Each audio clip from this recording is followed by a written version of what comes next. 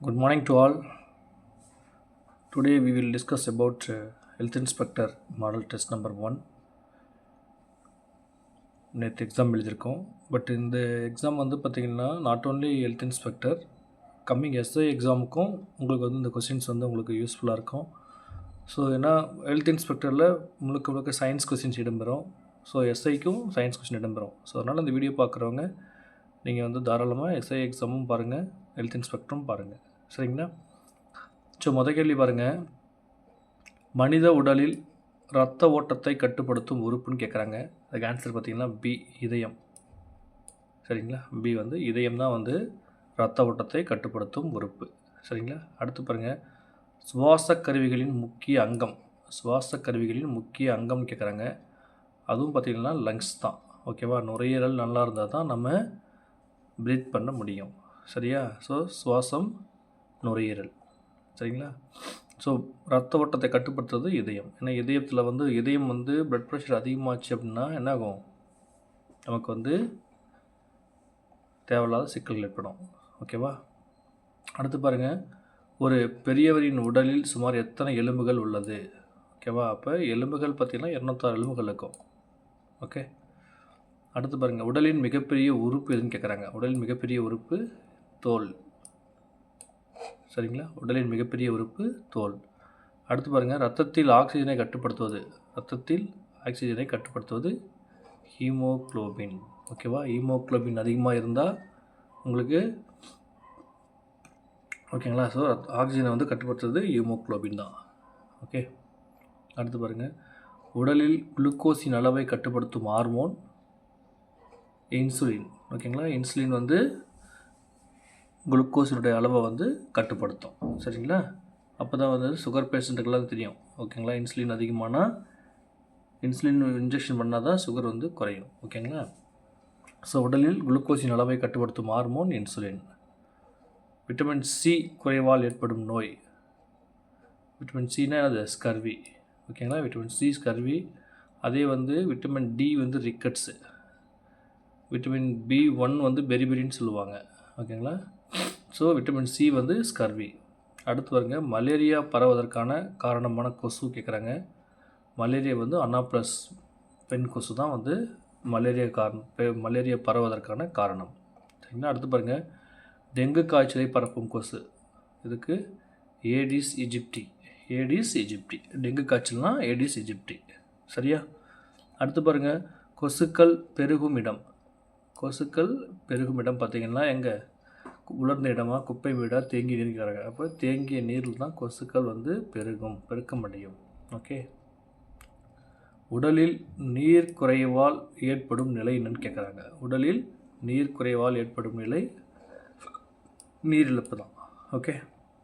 அடுத்து பாருங்க, சரியான உடல் வெப்பநிலை 36.9 டிகிரி செல்சியஸ், நம்ம 37 டிகிரி செல்சியஸ் நம்ம சொல்கிறோம். ஓகே. அடுத்து பாருங்கள், குழந்தை பிறக்கும்போது பெறும் முதல் தடுப்பூசி பிசிஜி தான் போடுவோம்.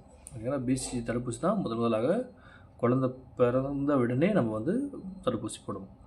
அடுத்து பாருங்கள், சின்னம்மை நோயை தடுக்கும் தடுப்பூசி MMR. ஓகேங்களா? சின்னம்மை நோயை தடுக்கும் தடுப்பூசி MMRன்னு சொல்லுவாங்க. ஓகேங்களா? பிசிஜி தடுப்பூசி பாதுகாப்பது காசநோயை பாதுகாக்கும். பிசிஜி தடுப்பூசி காசநோய் இருக்குங்க இல்லையா, சாலமோனெல்லா டைப்பி, அந்த காசநோயை வந்து பாதுகாக்கிறது வந்து இந்த பிசிஜி தடுப்பூசி தான். அடுத்து பாருங்கள், இப்போ சுகாதார ஆய்வாளருடைய முக்கிய நோக்கம் என்கிறாங்க. சுகாதார ஆய்வாளர் பணியின் முக்கிய நோக்கம் நோய் தடுக்கிறது தான். ஓகேவா? நோய் தடுப்பு எங்கெங்கெல்லாம் வந்து நோய்கள் பரவும் மாதிரி தெரியுதோ அங்கெல்லாம் போயிட்டு என்ன பண்ணுவீங்க, அதை வந்து பார்த்திங்கன்னா பக்காவாக வந்து சானிடைஸ் பண்ணணும். அதுதான் உங்களுடைய மிக முக்கியமான வேலை. பாருங்கள், தூய்மை இந்தியா திட்டம், ஸ்வச் பாரத் இயக்கம் தொடங்கிய ஆண்டு 2014 பிரதமர் மோடி அவர்கள் தொடங்குவார். ஸ்வச் பாரத்னா தூய்மை இந்தியா அல்லது க்ளீன் இந்தியான்னு சொல்லுவாங்க. தூய்மை இந்தியா அல்லது க்ளீன் இந்தியா, ஸ்வச் பாரத். பாருங்கள், கழிவுகளை வகைப்படுத்தும் நிறங்கள். அடுத்து கழிவுகளை வகைப்படுத்தும் நிறங்கள். பயோமெட்ரிக் வேஸ்ட்டோட கலர் பார்த்திங்கன்னா என்ன இருக்குது, மஞ்சள் இருக்கும், சிவப்பு இருக்கும், நீலம் இருக்கும், வெள்ளை இருக்கும். இந்த 4 கலர்களும் இருக்கும். சரிங்களா? அடுத்து பாருங்கள், WHO முழு பெயர் வேர்ல்டு ஹெல்த் ஆர்கனைசேஷன். ஜெனீவாவில் இருக்குது. உலக சுகாதார நாள். உலக சுகாதார நாள் ஏப்ரல் 7. ஓகேங்களா? உலக சுகாதார நாள் ஏப்ரல் 7. அடுத்து பாருங்கள், டிபி நோயை பரப்பும் உயிரி. டிபி நோயை பரப்பும் உயிரி பாக்டீரியா தான் டிபி நோயை பரப்பும். பாக்டீரியா தான் டிபி நோயை வந்து பறக்கும். ஓகேங்களா? இதில் பாருங்கள், மே 1 உழைப்பாளர் தினம், ஜூன் 5 பார்த்திங்கன்னா சுற்றுச்சூழல் தினம். ஓகே, அதை அப்படி நோட் பண்ணிக்கோங்க நீங்கள். அடுத்து பாருங்கள், ஹெச்ஐவி தாக்கும் உடல் பகுதி நோய் எதிர்ப்பு அமைப்பு. ஒரு ஹெச்ஐவி ஒரு மனிதனுக்கு வந்துச்சு அப்படின்னா ஃபஸ்ட்டு எந்த பார்ட்ஸை வந்து அந்த ஹெச்ஐவி கிருமி பார்த்திங்கன்னா அது தாக்கும் அப்படின்னா பாடியோட நோய் எதிர்ப்பு ஆன்டிபயோட்டிக் அந்த பகுதியை தான் வந்து ஃபஸ்ட்டு அஃபெக்ட் பண்ணும். ஓகேங்களா? அடுத்து பாருங்கள், பாலியோ நோய் தாக்கும் உறுப்பு. ஓகே, பாலியோ நோய் தாக்கும் உறுப்பு பார்த்தோம்னா நரம்பு அமைப்பு. பாலியோனா நரம்பு அமைப்பு வந்து ஃபஸ்ட்டு தாக்கும். ஓகே, அடுத்து பாருங்கள், குழந்தைகள் திருமண தடுப்பு சட்டம். குழந்தைகள் திருமண தடுப்பு சட்டம் குறைந்தபட்ச வயது. ஓகேங்களா? ஸோ எல்லாருக்கும் தெரியும் 18 வயசு. இப்போ 21 பண்ணலான்ட்டு இருக்காங்க. ஓகேவா? இன்னும் கன்ஃபார்ம் ஆகலை. ஆனால் 18 வயசு நிரம்பினா தான் வந்து ஒரு பெண் குழந்தைக்கு கல்யாணம் பண்ணணும். ஓகேவா? அடுத்து பாருங்கள், தூய குடிநீர் திட்டம். தூய குடிநீர் திட்டம் எந்த துறையால் செயல்படுத்தப்படுகிறது? அதுலேயே வந்துச்சு தூய குடிநீர் சொல்லிட்டு. அதனால் நீர் வளங்கள் மற்றும் சுகாதாரம். குடிநீர்னால் தண்ணி, ஸோ நீர் வழங்குறது. தூயன்னா சுகாதாரம், ஸோ அதனால் நீர் வளங்கள் மற்றும் சுகாதாரம். அடுத்து பாருங்கள், பல் துலக்க பரிந்துரைக்கப்படும் முறை வந்து ஒரு நாளுக்கு 2 முறை என்ன பண்ணணும்? பல் துலக்கணும். சரிங்களா? அடுத்து பாருங்கள், கழிவு மேலாண்மையில் ரெடியூஸ் என்பதன் பொருள். ரெடியூஸ்னால் என்னது? குறைக்கிறது. ரெடியூஸ் என்பதன் பொருள் அப்போ குறைன்னு அர்த்தம். வந்து குறைன்னு. ஓகே, அடுத்து பாருங்கள், ஐஎம்ஆர்னால் என்னன்னு கேட்குறாங்க. ஐஎம்ஆர் என்பது விளக்கம். நம்ம ஐஎம்ஆர் சொல்லுவோம் இல்லையா? Infant mortality rate. Infant mortality rate. ஓகேவா? அடுத்து பாருங்கள், ஐஎம்ஆர்னால் இன்ஃபேண்ட் மார்டாலிட்டி ரேட். குழந்தை இறப்பு விதம் சொல்லுங்கள். இன்ஃபேண்ட்னா குழந்தை. இப்போ குழந்தை இறப்பு விதம் ஐஎம்ஆர்னு சொல்லுவாங்க. கர்ப்பிணி பெண்களுக்கு வழங்கப்படும் இரும்பு மாத்திரைகள். ஓகே, இதுக்கு ரத்த சோகை தடுப்புக்காக பயன்படுது. ரத்த சோகை தடுப்பதற்காக பயன்படுது. ஓகேங்களா? அடுத்து பாருங்கள், குழந்தைகளுக்கு விட்டமின் ஏ ஏன் கொடுக்குறோம்? குழந்தைகளுக்கு விட்டமின் ஏ கொடுக்குறோம் அப்படின்னா பார்வை வந்து பாதுகாப்பு. விட்டமின் ஏ வந்து பார்வை பாதுகாப்பு. விட்டமின் ஏனா ரெட்டினால்னு சொல்லுவாங்க. மாலைக்கண் நோயை வந்து விட்டமின் ஏ வந்து பார்த்திங்கன்னா இந்த மாலைக்கண் நோயை வந்து வராமல் பாதுகாக்கும். ஸோ அதனால தான் பார்வை பாதுகாப்புன்னு சொல்லுவாங்க விட்டமின் ஏவை. அடுத்து பாருங்கள், ஃபஸ்ட் எய்ட் அப்படின்னு கேட்குறாங்க. ஃபஸ்ட் எய்டு என்னென்னு கேட்குறாங்க. ஃபஸ்ட் எய்ட்னா ஆரம்ப சிகிச்சை. ஓகேவா? ஃபஸ்ட் எய்ட் சொல்லுவோம் இல்லையா? அது ஆரம்ப சிகிச்சை. அடுத்து பாருங்கள், ஒரு நபர் மயக்கமடைந்தால் முதலில் என்ன செய்யணும்? ஒரு நபர் மயக்கமடைந்தால் முதலில் என்ன செய்யணும் அப்படின்னா என்ன சொல்லணும்? தண்ணி கொடுக்கணுமா? தண்ணி கொடுக்கக்கூடாது. காற்று செல்லும் இடத்தில் ஃபஸ்ட்டு வந்து அவனுக்கு ப்ரீத்திங் ரொம்ப முக்கியம். ஓகேங்களா? ஸோ காற்று இல்லை, ஏர் இல்லை அப்படின்னா காப்பாற்ற முடியாது. அதனால் கம்பல்சரி ஃபஸ்ட்டு வந்து ப்ரீத்திங். அதுதான் ஒருத்தர் மயக்கம் வந்தால் ஃபஸ்ட்டு எல்லாருமே அடைச்சிக்கூடாது. எல்லோரும் தள்ளி நிற்கணும். சரிங்களா? அடுத்து பாருங்கள், ரத்த சோகை ஏற்படும் காரணம். ரத்த சோகை ஏன் ஏற்படுது? ஸோ இரும்பு குறைபாடால் ரத்த சோகை ஏற்படுது. சரிங்களா? ரத்த சோகை வந்து இரும்பு குறைபாடு. முன்ன சொன்ன இல்லையா? ஹீமோக்ளோபின் குறைந்தால் ரத்த சோகை ஏற்படும். ஹீமோபிலியான்னு சொல்லுவாங்க. ஓகே, அடுத்து பாருங்கள், ரத்த சோகை. அடுத்து இங்கே பாருங்கள், மஸ்கிட்டோ நட் ஏன் பயன்படுத்துகிறோம்?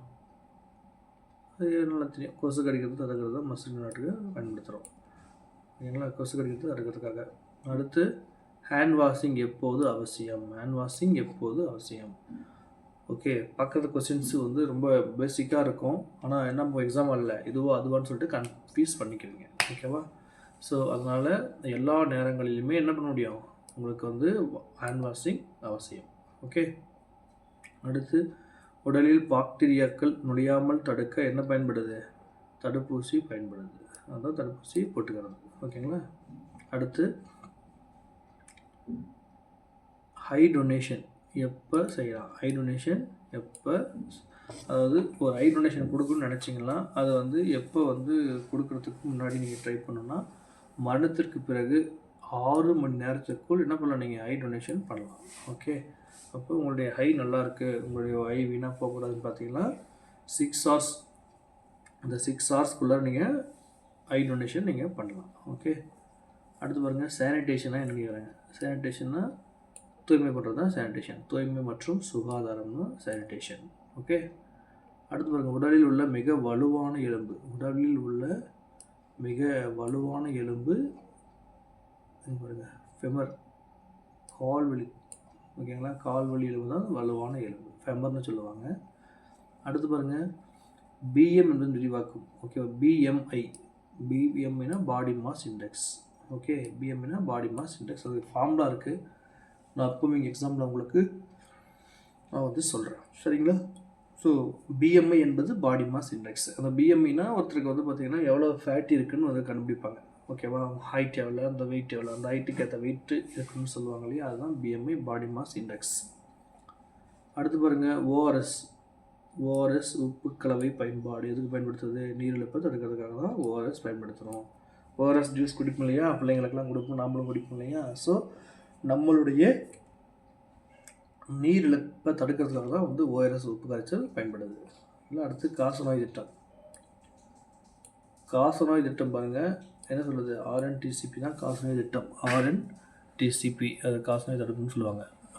ஓகேங்களா. அடுத்து பல்ஸ் போலியோ. பல்ஸ் போலியோ திட்டம் தொடங்கப்பட்ட ஆண்டு 1995. பல்ஸ் போலியோ திட்டம். ஓகே, 1995. அடுத்து நோய் தடுப்பு முறைனா என்ன, எல்லாத்தையும் இதை பற்றி நம்ம டிஸ்கஸ் பண்ணலாம், கிளாஸில் டிஸ்கஸ் பண்ணலாம். ஸோ நோய் தடுப்பு முறை அப்படின்னா தடுப்பூசி தான் நோய் தடுப்பு முறை. ஓகே. அடுத்து பாருங்க மன அழுத்தம் குறைக்க உதவுவது. உடற்பயிற்சி மன அழுத்தத்தை குறைக்கும். ஓகேங்களா. அடுத்து பாருங்க ஜாண்டிஸ் தாக்க பொறுப்பு. ஜாண்டிஸ்னால் மஞ்சள் காமாலை. மஞ்சள் காமாலை வந்து கல்லீரலை தான் பாதிக்கும். ஓகே, ஜாண்டிஸ் வந்து கல்லீரலை பாதிக்கும். அதனால தான் பிறந்த குழந்தைக்கு மஞ்சள் காமாலை இருக்கான்னு பார்த்துட்டு அந்த குழந்தைய பார்த்திங்கன்னா வந்து அந்த இது பண்ணுவாங்க. ஸோ அதான் ஜாண்டிஸ், கல்லீரலை பாதிக்கும். ஓகேங்களா. அடுத்து வேர்ல்டு எய்ட்ஸ் டே.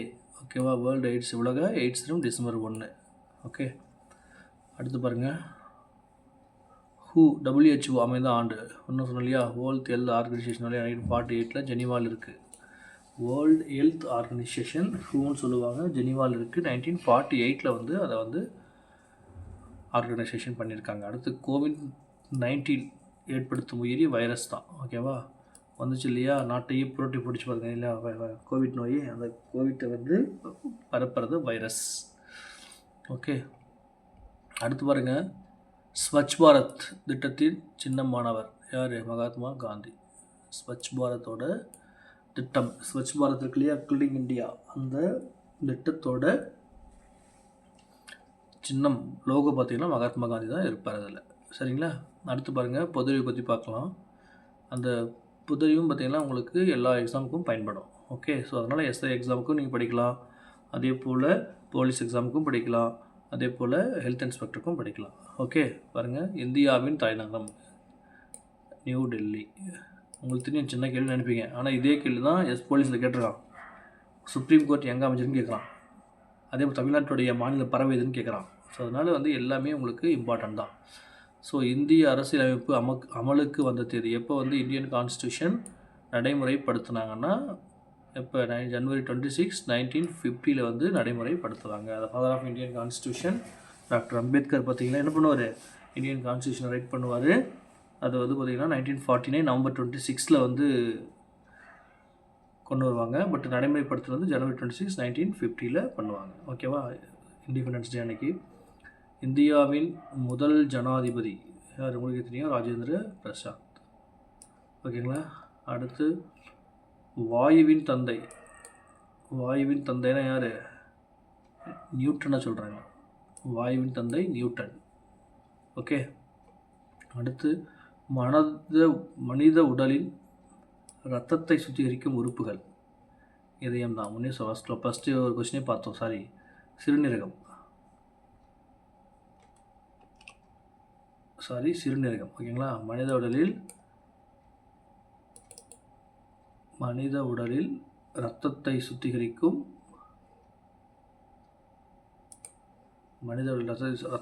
உறுப்பு வந்து சிறுநீரகம். ஓகே. உலக சுகாதார தலைமையகம் முன்னே பார்த்தோம், ஜெனீவாவில் தான் இருக்குது.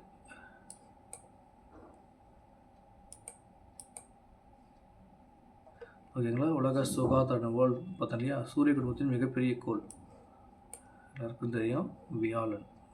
மிகச்சிறிய கோள் புதன். அதே போல் இந்தியாவின் தேசிய விலங்கு என்னது? புலி, வங்கப்புலி. ஓகே. அடுத்து விஜயநகரம் நகரத்தை நிறுவியவர் யார்? ஹரிஹரர் மற்றும் புக்கர்.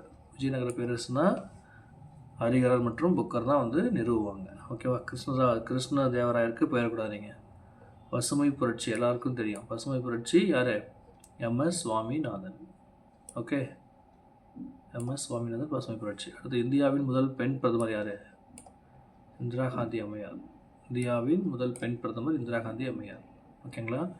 அடுத்து உலகின் நீளமான நதி. உலகின் நீளமான நதி நைல் நதி.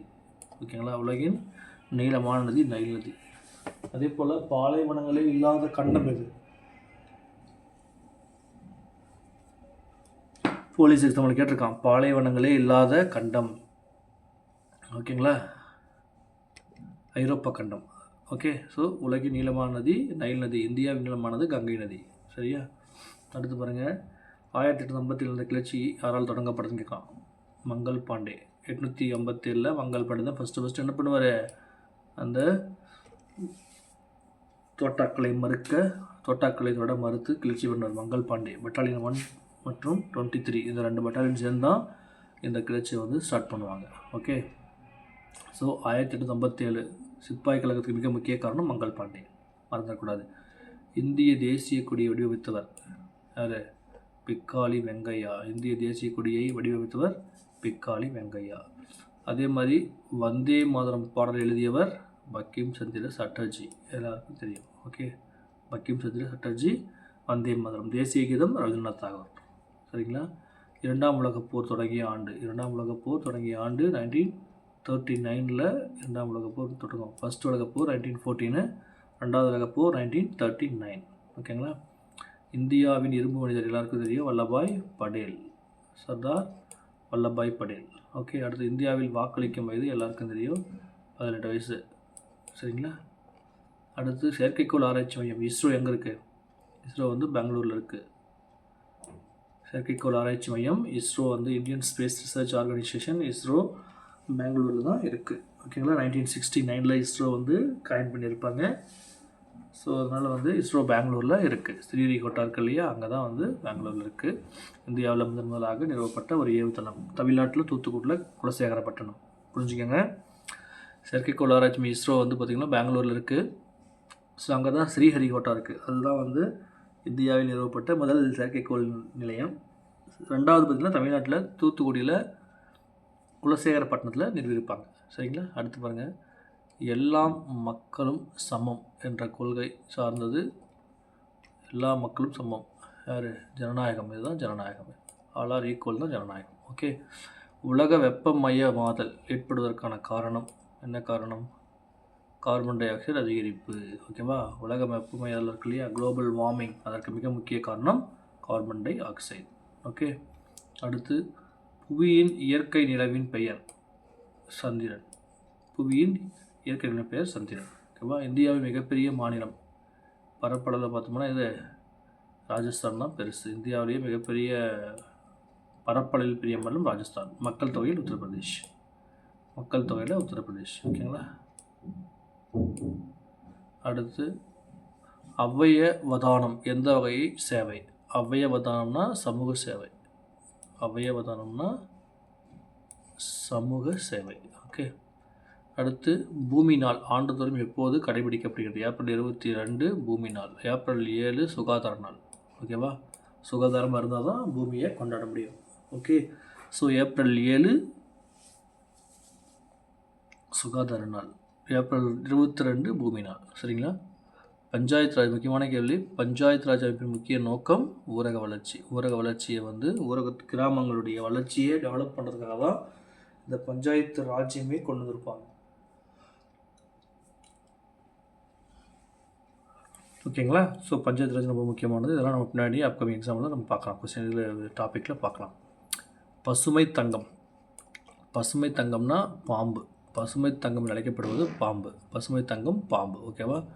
பாருங்கள் முன்ன சொன்ன உலக சுகாதார நாள் ஏப்ரல் 7, பூமி நாள் ஏப்ரல் 22. ஜனநாயகத்தின் தந்தை ஆபிரகாம் லிங்கன். ஓகேவா? ஆபிரகாம் லிங்கன் யார் சொல்லியிருப்பார் இல்லையா? மக்கள் ஆட்சி பற்றி சொல்லியிருப்பார் ஆபிரகாம் லிங்கன். ஓகே, மக்களால் மக்களுக்காக மக்களில் நடத்தப்படும் ஆட்சி தான் மக்கள் ஆட்சின்னு சொல்லிட்டு. ஸோ அதனால் father of democracy Abraham Lincoln. Okay,